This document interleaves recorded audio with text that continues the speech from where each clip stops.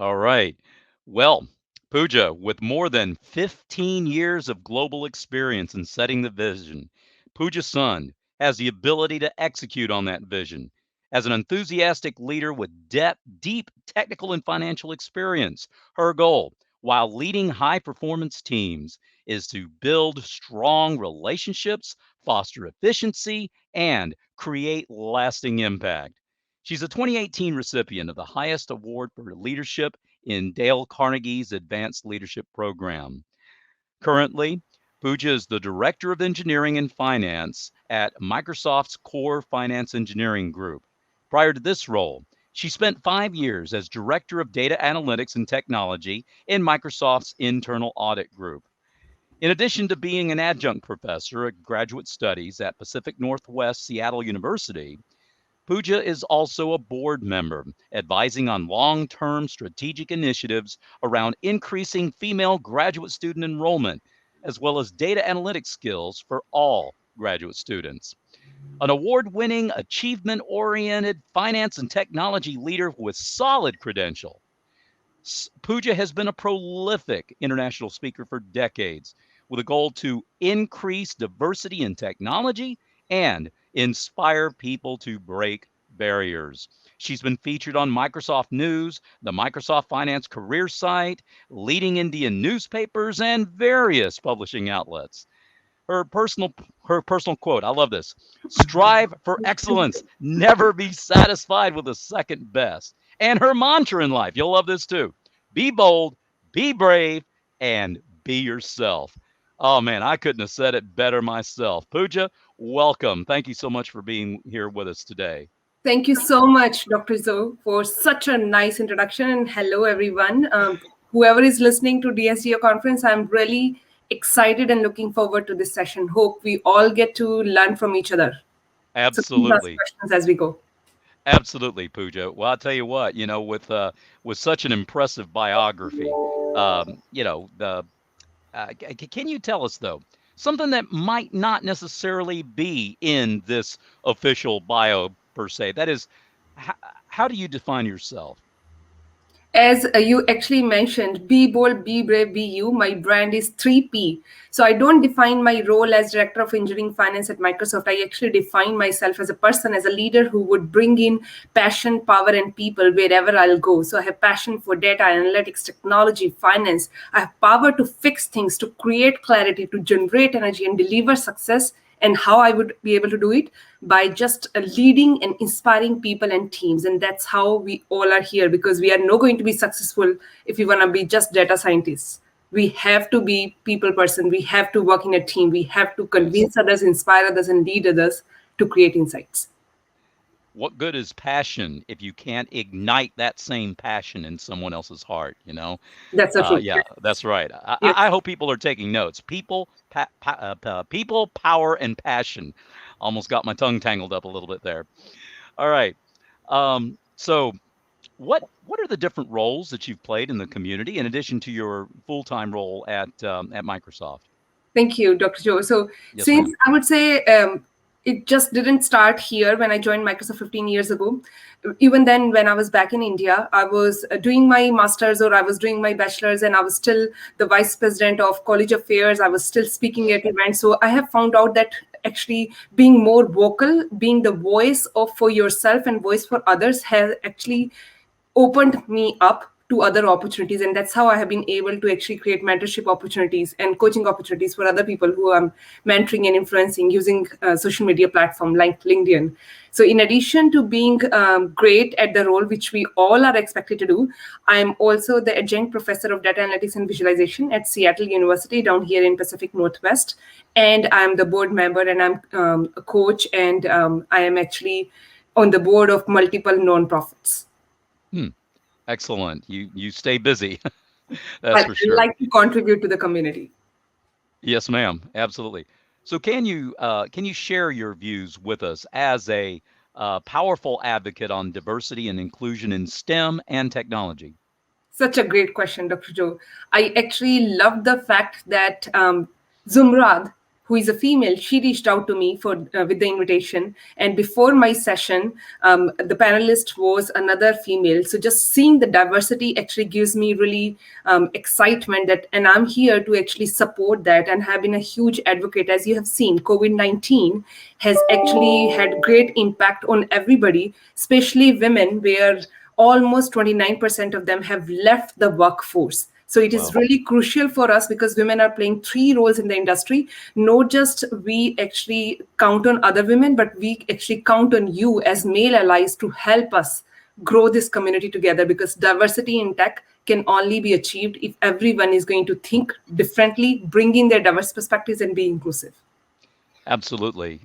Inclusive rather than exclusive, right? Yes. Seeing each other not as adversaries, but as allies. Yes. I think that's very important. So Pooja, Yeah. excuse me, who would you say are the big influencers on LinkedIn from whom you get inspiration? And what do you write about to build your brand? Thank you, Dr. Joe. And after this session, I'm gonna tag you as well, because I'm thinking I would definitely get inspiration from you in terms of how to moderate the sessions better. There are a couple of other speakers that are already speaking at DSGO that I am really a fan of. Some of them are Greg Kuklo. So he is the one that, and I look at his post almost every day, and a couple of other big influencers when it comes to AI and ML that I follow. K. Miller, who is the startup Amazon AI evangelist, and she's a biggest AI influencer, Dr. Feifei Li, and Dr. Andrew Ng for the Deep Learning Institute founder.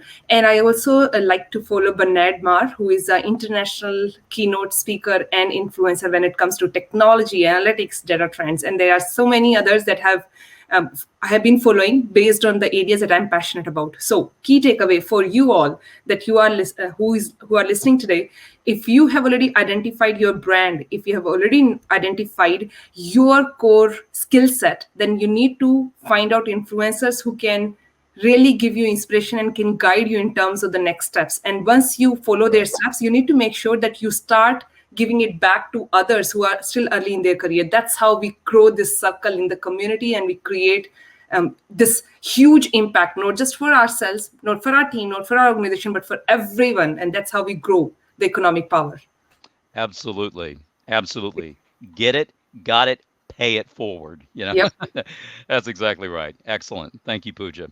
Thank you. So, can you talk about the importance and values of not just the hard skills, but the soft skills? That's even for data scientists. You don't think of the soft skills there.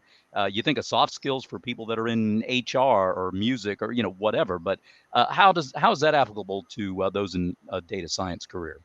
This is actually one of the skills that doesn't get that much attention, while That's it right. should be taught right when people are just getting their education. Like I have two kids, a middle schooler and a high schooler, and they are being taught soft skills right at that age. And I wish we can actually make this mandatory for everyone who is joining the workforce. Why it's so crucial? You can actually teach somebody technical skills, but if you have not taught them how to work with other people, how to be a great listener, active listener, how to be empathetic to others, what they might be going through, and how they need to understand that it's not the people problem, it's it's not project problems, it's people problem that are going to lead to project not being successful later on.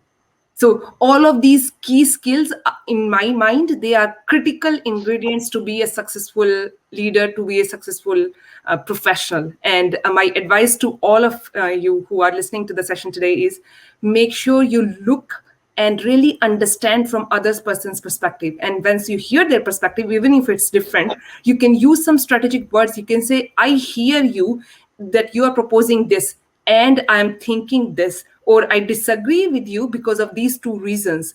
I think, don't use I think or I feel, just say I believe this is the right step forward, or my suggestion is let's go this way. So these are some of the steps, these are some of the skills that you can learn, not just when you will be at certain level, but you can start using those skills starting today. Absolutely. And that's how you increase executive presence, Dr. Joe. Wouldn't you agree?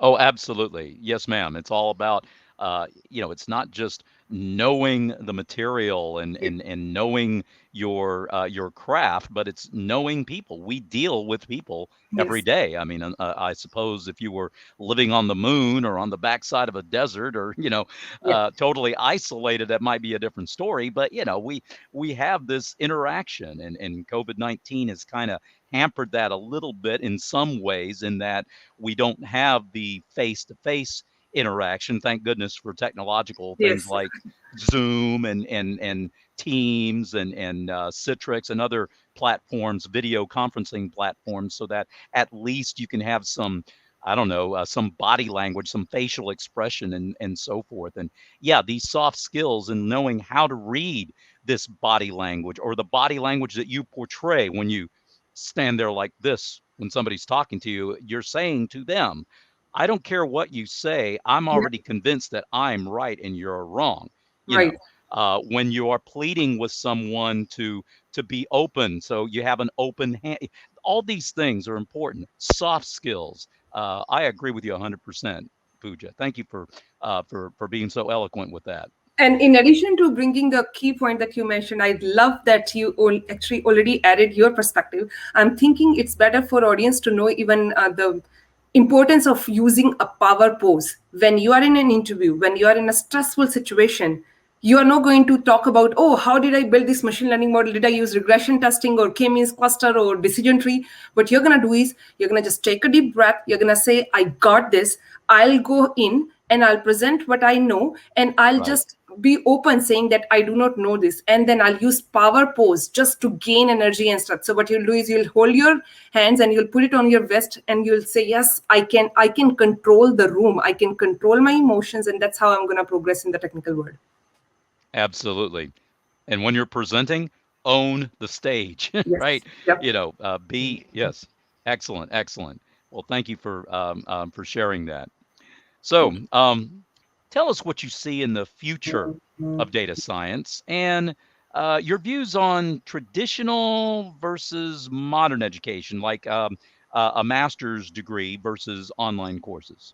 Excellent question, Dr. Joe. Actually, coming in from the previous session where she was talking about edge computing, quantum computing, like 3D, VR, AR technologies, all of this is telling me data science is going to be the hottest trend even until 2050. So what we can predict to happen is not just companies like Amazon, Netflix, or Microsoft, or Tesla, all of them are using AI and ML. We can think of all these companies, all big or small, having their own chatbot and creating, they'll be able to create personalized experiences based on what people are going to be interested in. They're not going to create same experience for you, Dr. Joe, and me, because you like wearing blue, I like wearing pink. They are going to not just look at the color preference, they are also going to look at our structure, like hair color or the surroundings. All of these are going to be the predictor, and then we are going to understand the outcome. So that's where the industry is moving: more personalization, more delightment of customers, and more towards loyalty. When it comes to choosing between, let's say, going to the traditional school or doing the courses, I would say learning nowadays is very easy. People would say, oh, I don't know, how can I afford it? Or I don't know, I am so busy. I don't get it. Because limitations don't exist outside. They exist here in our mind. Right. We can't do it. If we will keep on saying we don't have time, we would never be able to do it. So my I would say my suggestion would be just pick one course. Don't even think too much. Like in the case of machine learning models, that's the biggest machine learning challenge. People spend too much time thinking about, okay, maybe I need to pick decision tree Yeah. rather than supervised or unsupervised learning. What you need to do is you just need to pick a course, even though you are not experienced, and let's say you are still learning about AI and ML, and just go with it. Because companies nowadays, Apple, IBM, Tesla, I mean, Microsoft, look at Google, all of these big and small companies, Mentra, UiPath, Alteryx, they all have opened up their doors. They are not just looking for Exactly. candidates who are coming from B schools or from engineering background. They are looking for people who might be self-taught, who have learned how to do no code, low code environment coding, and they can be the programmers. You don't need, nowadays you don't need to really learn R and Python just to be a successful data scientist. You can actually start learning other basics first, understand the landscape, understand the questions like Right. that people already asked before, which was the differences between using testing data for machine learning or then training data, or data mining, variance and bias. So understanding the fundamentals can give you a strong foundation, and then slowly you build your profile by adding skill sets. So going back to your question, traditional versus the modern approach, I would say nowadays industry demands real learning appetite. If you have growth mindset, if you can learn, you are in. Right. And I hire people, and that's what I look for. I don't look for somebody who has A credentials. I look for how much are they ready to learn, how much are they ready to fail, and how well would they be able to adapt to the environment. I think there's a difference between taught and teachable, right? Yes. Taught, you think you Yep. know it all. Yep. Teachable, your mind is open and you're willing to learn more each and every day. I mean, the Yeah. technology is going to change. So, whatever specific skill set or specific methodology you may have learned 10 years ago, what's to say if that methodology is still being used today? If you're closed minded and you only have this rigid set of parameters under which you operate, then Right. you can't be open, you can't grow, and you can't absorb more knowledge and grow with the industry, which is growing by leaps and bounds. Now, you touched on something. You touched on AI and ML. Um, Talk to us about some of the use cases involving AI and ML automation. Thank you, Dr. Joe. So Yes, it ma'am. really depends upon where or which industry are you talking about. I come from technology industry, and I have applied AI and ML along with my team members in finance. So within finance, audit, risk, and compliance, what you do is you are going to take a look at number of audits, and you're going to predict how many issues are going to be there. You are going to Right. identify fraud involved with journal entry transactions. So that's where we have applied looking at expense transactions and finding out if there are any fraud or fraudulent transactions that have high risk because somebody has paid gift, or somebody has bought a gift to give it to government official, or they have taken a huge group of people, but those huge group of folks that they have taken dinner to, they are their family members, extended family members. So identifying frauds like this can actually be solved using ML and AI. And the best example that I can give you from financial world would be looking at our journal entries and finding out what are some of the risk indicators that can be applied, because at the end of the day, if you can identify fraudulent transactions happening at the granular level in a given company, no matter how big or small, you can actually impact the bottom line. And that's the number that goes to Wall Street if you're a publicly traded company. Mhm.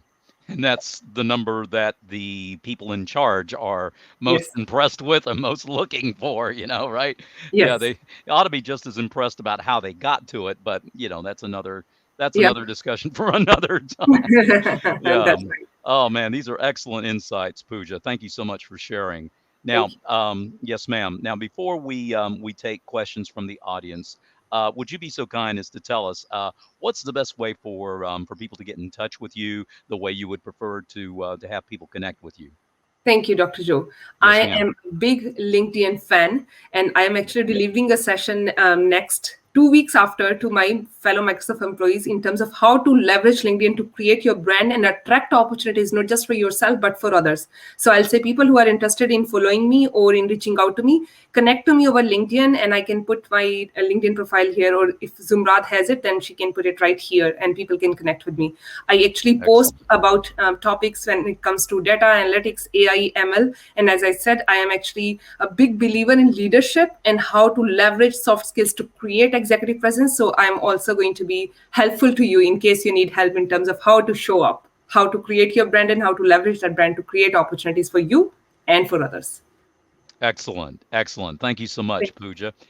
All right. So in the previous session, there were a couple of questions that I think it was excellent for you to lend your unique perspective and your expertise to your perspective that might be a little bit different.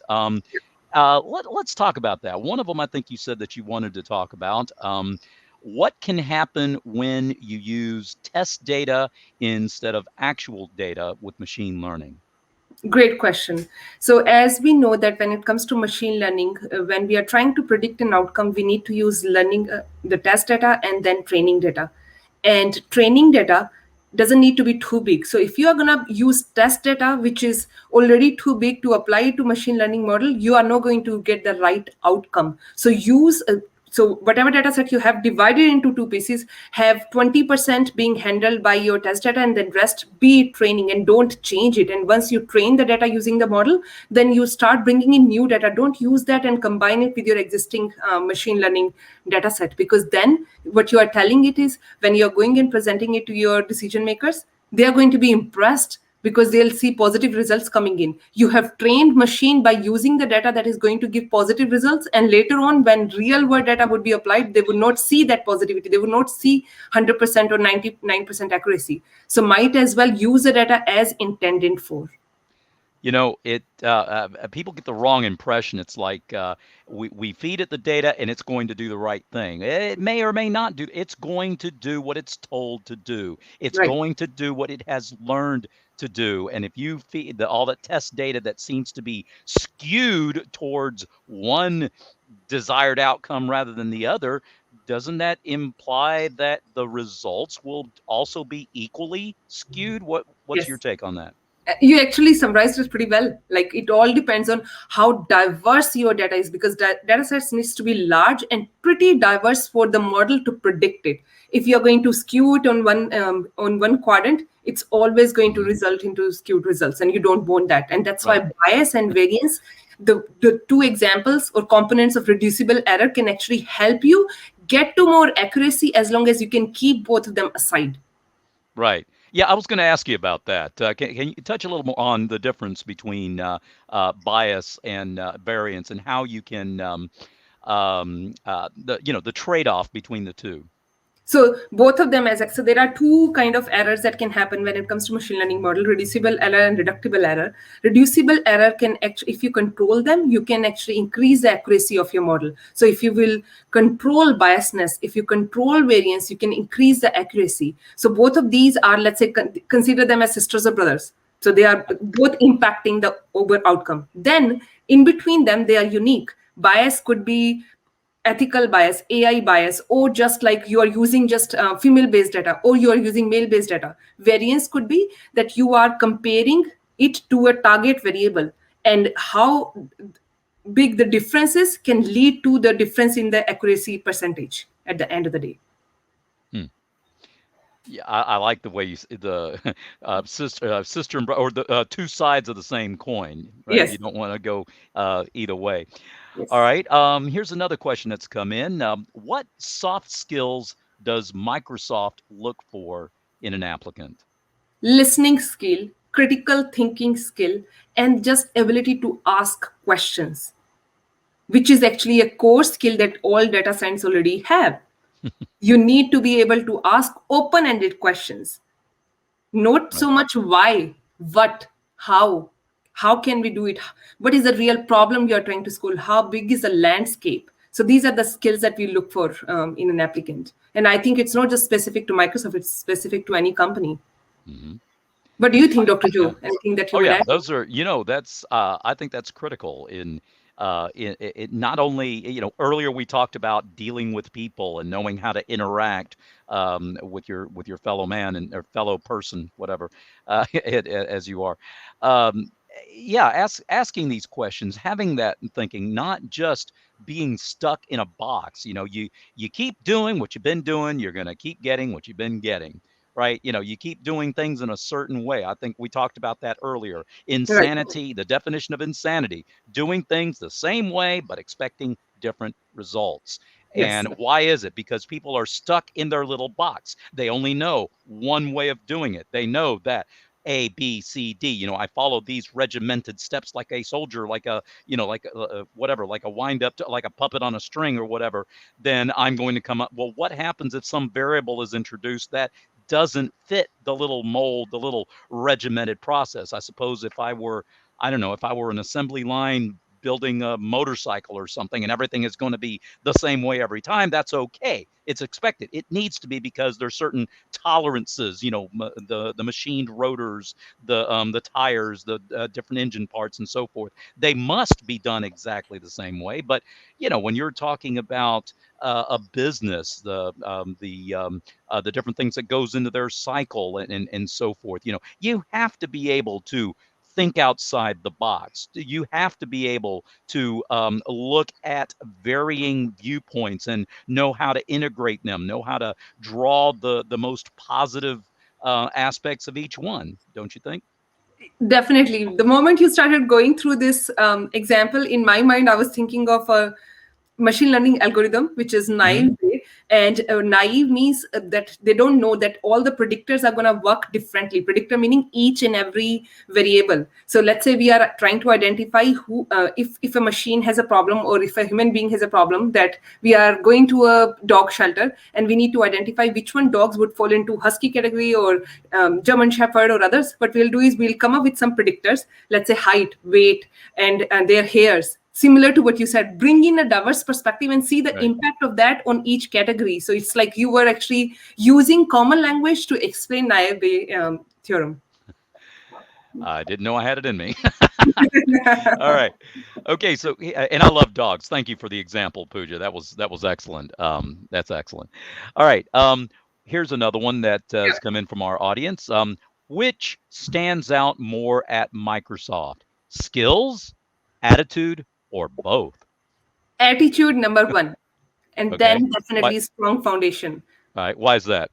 Because if a person is really arrogant and they don't present themselves as someone who can really listen, who can really demonstrate that they have an aptitude to learn and they can grow, they would not be hired here. So we need to really show that we have the learning mentality, not knowing it all mentality, but learning it all mentality. And that starts with Yes. having the right attitude, and then you have the skill foundation, and then you go, and exponential growth can happen for you and for your company. Excellent. That's a great way to sum it up. Yeah, who likes a know-it-all? You need to be a learn-it-all, not a know-it-all. I Yes. like that. That's excellent. All right. Let's see. Here's another question that's coming. We sometimes, and having a Uh-huh. hard time saying, we sometimes have problems with overfitting when we have a small data set and the model is trying to learn from it. What would you recommend as the most effective way of avoiding this overfitting? So just go back to your model assumptions and try to find out if you really thought through about bringing in a diverse perspective and bringing in maybe new data set or thinking about a different problem. Because oftentimes, as you said, Dr. Joe, we have our own lens and we are looking at that boundary and we're like, oh, that other data set, it doesn't fit in. This one, no, it doesn't fit in. Without even applying, we think that they all are mutually exclusive. There is no need for us to bring it together. So I would recommend that. Hmm, excellent. I know this has nothing to do with visualizations, but I just got to know.